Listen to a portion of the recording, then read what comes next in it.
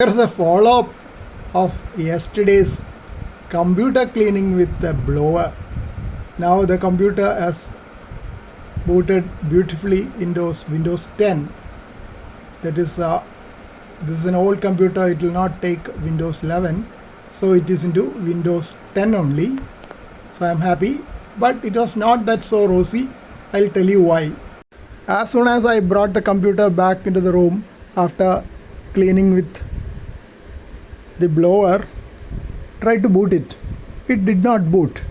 It went and stopped, saying that the CPU fan is not properly installed. So I was stuck. Tried several things yesterday, nothing happened. Today I took the computer on to my work table and then pressed all the connectors. There are so many connectors inside. All of them were pressed firmly in, and luckily the computer is booting back.